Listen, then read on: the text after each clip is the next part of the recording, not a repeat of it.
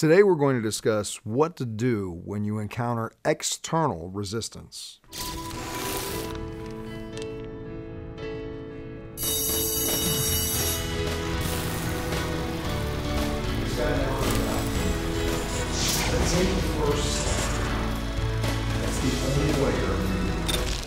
Jerry and I have just come back from 2 months of not shooting any self-awareness one-on-one videos because we wanted to get your feedback. We wanted to release 3 months worth of videos that we've shot and hear from you what really impacted you, what led you to deeper questions, what you wanted to hear from us. So the next few weeks, we're going to be sharing with you videos that we've created in direct response to the emails and the comments that we've received from you. Tonight, this one got so much feedback that we're actually going to be breaking it into 2 episodes because we believe it's important because so many of you asked questions about it. The first part that you're going to get this evening is, what do you do when you run into external resistance as you embark on this journey of self-awareness? And then the follow-up that we're going to release next week is how to create a support system to help you move forward in this journey. Now let's talk first about the resistance that many of you, probably 99.9% of you, are going to run into. I don't want to sugarcoat things here. Change is not easy. First and foremost, dealing with your internal resistance to making change. It takes a very strong person to even commit to making changes in their life, whether it's losing weight, whether it's quitting smoking, whether it's improving your relationship, changing your financial position. Most of our society lives a life of quiet desperation because they're not willing to look inside, to take the steps that they need to take, to face the fears that they need to face, to move forward. So you've already made a great step in even committing to that journey. Now, the challenge that a lot of you have emailed us about is you're committed, you're making the changes, and now you're running into external resistance. The people around you, the people that you thought would be cheering you on and supporting you in this journey, are actually trying to sabotage you at some points, or at least they're not being supportive.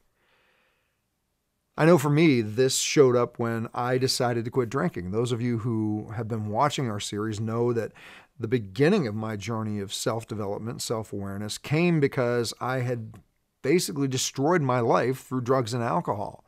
So for me, making a change was a matter of survival. Now, I was lucky in the fact that I had pretty much ruined every relationship in my life. So I didn't have a whole lot of external resistance from my family. But I did encounter it from the people that I would hang out with and that I would drink with. I would come into a club and they go, "Hey, we'll have a drink." I'm like, "No, I don't drink anymore." I'm like, "Oh, come on, you're fine. You can have one." They were well-meaning, but they were trying to get me to go back into a habit that they were used to. I didn't have to deal with what a lot of people deal with.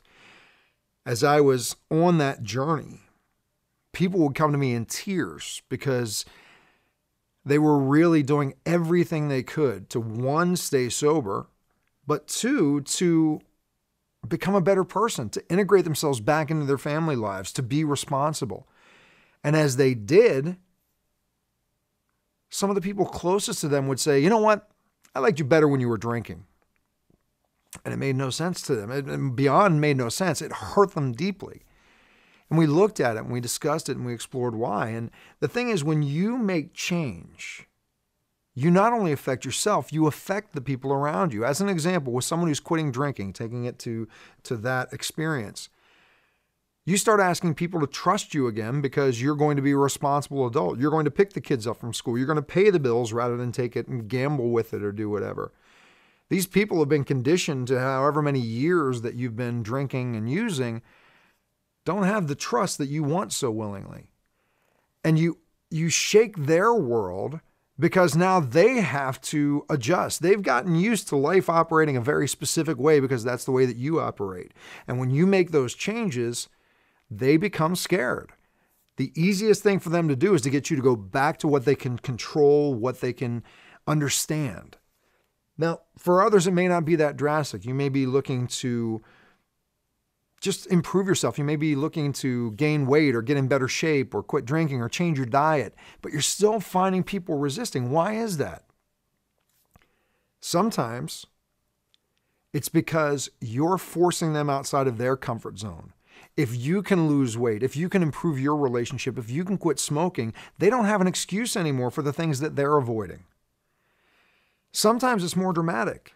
As you embark on this journey of self-awareness, you're going to be evaluating your belief systems about things. You're going to be evaluating your belief systems about yourself, about other people, about the things that are important to you. You're going to be evaluating what your values are. And the people who are close to you oftentimes are also going to get very scared by that because you're friends with them because you have the same beliefs, the same values, the same interests. And they're going to be scared of losing you. A lot of times, very well-meaning people think they know what's best for you and try and pull you back to where they're comfortable with you at.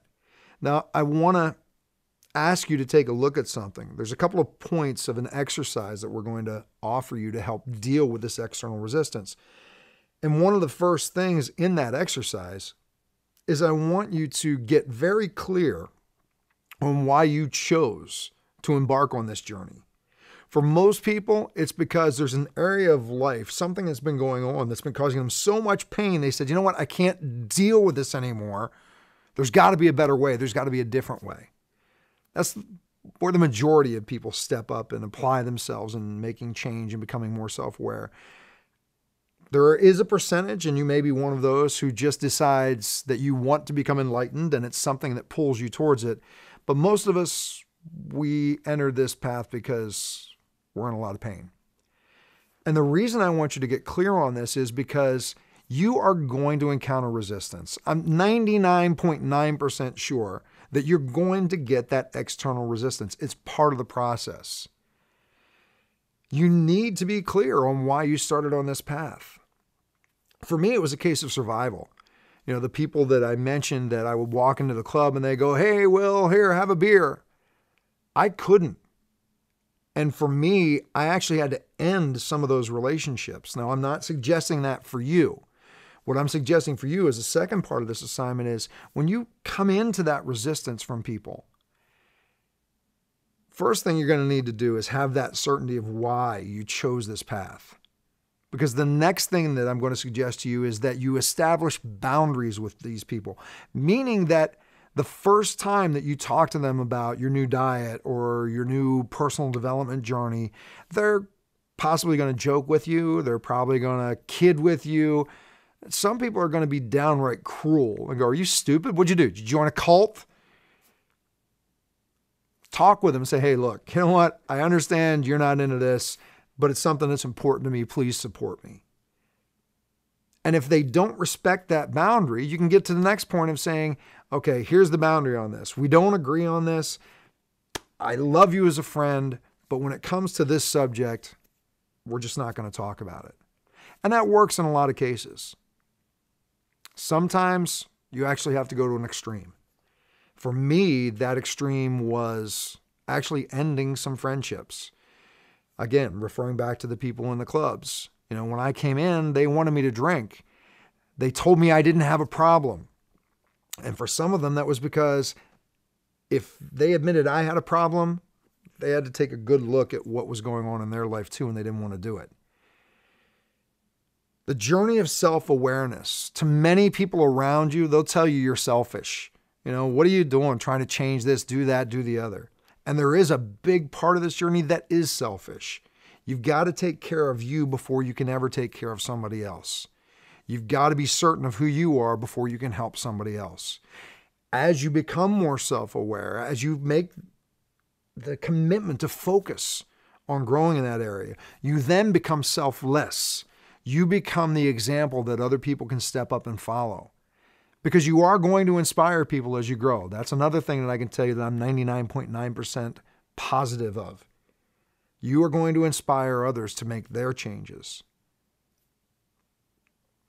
Jerry's giving me the signal. I'm running out of time. We are going to have another episode that goes more on this. I look forward to seeing you again soon and look forward to your comments. Take care.